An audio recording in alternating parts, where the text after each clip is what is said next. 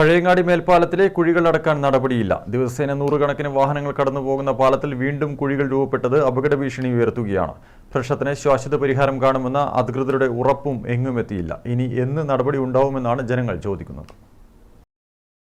പഴയങ്ങാടി മേൽപ്പാലത്തിൽ വീണ്ടും രൂപപ്പെട്ട കുഴികൾ യാത്രക്കാരുടെ ജീവന് തന്നെ ഭീഷണിയായി മാറുകയാണ്. ദിവസേന നൂറുകണക്കിന് വാഹനങ്ങളാണ് പാലത്തിലൂടെ കടന്നുപോകുന്നത്. ആവർത്തിച്ചുണ്ടാകുന്ന കുഴികൾ അധികൃതരുടെ അശ്രദ്ധയുടെ ഉദാഹരണമായി മാറുകയാണ്. പാലത്തിൽ കുഴി രൂപപ്പെട്ട് കഴിഞ്ഞാലുള്ള താൽക്കാലിക അറ്റകുറ്റപ്രവൃത്തി ആവശ്യമില്ലെന്നാണ് ജനങ്ങൾ പറയുന്നത്. ഇങ്ങനെ ചെയ്ത ദിവസങ്ങൾക്കുള്ളിൽ പഴയപടിയാവും. അതിനേക്കാൾ വലിയ കുഴി രൂപപ്പെടുകയും ചെയ്യുന്നു. മുൻപ് പാലത്തിലെ കുഴികളിൽ നിന്ന് ഇരുമ്പ് കമ്പികൾ പുറത്തേക്ക് കാണുന്ന അവസ്ഥയായിരുന്നു. ഇത് വലിയ പ്രതിഷേധങ്ങൾക്കൊടുവിലാണ് താൽക്കാലികമായി അടച്ചത്. ഇപ്പോൾ വീണ്ടും അതേ ഭാഗങ്ങളിൽ കുഴികൾ രൂപപ്പെട്ടിരിക്കുകയാണ്. മാസങ്ങൾക്ക് മുൻപ് മേൽപ്പാലം മുഴുവൻ അടച്ചിട്ട് അറ്റകുറ്റപ്രവർത്തികൾ നടത്തിയിരുന്നെങ്കിലും ആ പ്രവർത്തികളൊന്നും ദീർഘകാല പരിഹാരമായില്ല.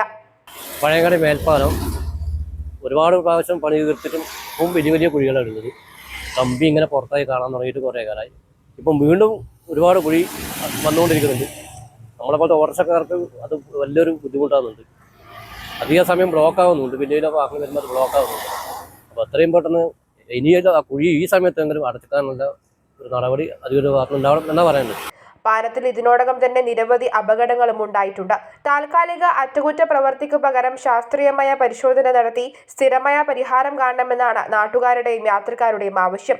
വലിയ ദുരന്തം സംഭവിക്കുന്നതിന് മുൻപ് ബന്ധപ്പെട്ട അധികാരികൾ വേണ്ട നടപടികൾ സ്വീകരിക്കണമെന്ന ആവശ്യമാണ് ശക്തമായിരിക്കുന്നത്. News bureau, Pazhayangadi.